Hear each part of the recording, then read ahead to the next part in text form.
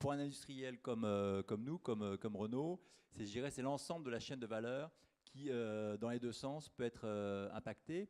Donc des sujets amont, on parle évidemment d'industrie 4.0, d'augmentation de la productivité, d'amélioration de la supply chain, qui est une partie évidemment fondamentale pour un industriel grâce à la data et au big data. Je pense notamment à tout ce qui tourne autour du predictive data.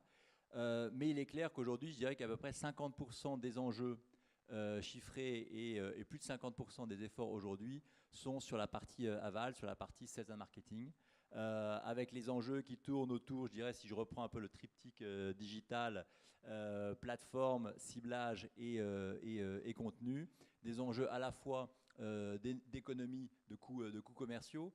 L'industrie automobile, comme vous savez peut-être, vous l'avez peut-être encore vu au Super Bowl, est un des premiers annonceurs au monde. Donc on a des coûts marketing absolument exorbitants, des coûts commerciaux globalement extrêmement importants. Et donc grâce au digital, grâce à la data, on a des moyens d'optimiser tout ça. Et donc concrètement, et deuxièmement, pardon, au-delà des aspects purement financiers qui intéressent particulièrement mon CFO, surtout dans les périodes budgétaires, on a des impacts énormes en termes de satisfaction client. Donc ce qu'on appelle chez nous le l'OAO, donc l'Overall Opinion, qui sont, je dirais, ça et les indicateurs financiers, les deux indicateurs clés mis en place par notre CEO depuis déjà un certain temps. Et donc ce qui a frappé en interne, c'est que petit à petit, la plupart des patrons se sont en effet rendus compte que le digital, enfin personne n'était épargné, que le digital concernait tout le monde, toutes les fonctions, y compris les fonctions, notamment des fonctions support, qui se sentaient un petit peu loin de ce terrain de jeu. Je pense notamment au DRH, même aux directions juridiques, qui ont dû récemment voilà, s'accaparer ces nouveaux sujets, avec, on en reparlera après je pense, parlant des difficultés de la digitalisation de l'entreprise, des sujets tout simplement de pédagogie et de formation. Et donc nous, typiquement par rapport à ça, si je reprends les exemples sur la première partie qui est vraiment la digitalisation du modèle existant, on a mis en place, on vient de mettre en place une Content Factory, on a lancé depuis 2 ans via le Digital Lab, entre autres, un certain nombre de POC sur la partie data et big data.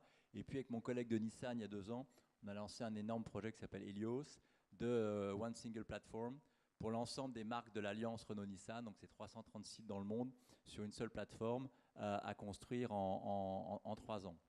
Mais au-delà de ça, quand on parle de transformation digitale industrielle, il y a évidemment les 2 autres aspects qui sont importants. Le deuxième volet, c'est en effet, avec le digital, l'apparition d'intermédiaires sur la chaîne de valeur. Donc là, pour être clair et franc, c'est plutôt des menaces. Donc là, on veut éviter l'effet double lame Gillette qu'a subi Accor avec d'abord du TripAdvisor, puis du Booking Expedia et puis maintenant du Airbnb. Donc ça, c'est un vrai sujet. Notamment dans certaines régions géographiques. Je pense notamment à l'Asie, très active là-dessus. Et puis le troisième volet, c'est là où on parle d'uberisation, mais moi je n'aime pas trop ce terme parce que pour nous, j'y vois quasiment plus d'opportunités que de menaces. C'est le changement de business model, ou en tout cas l'apparition de nouveaux business models additionnels, sur notamment toute la dimension service. Et c'est là que, notamment en termes de mode de fonctionnement, on est amené à partager beaucoup plus en externe avec un certain nombre de partenaires, start-up d'un côté, mais aussi autres partenaires traditionnels, puisque là, on passe, je dirais, en termes d'ADN, d'un industriel constructeur d'automobiles à un acteur de la mobilité.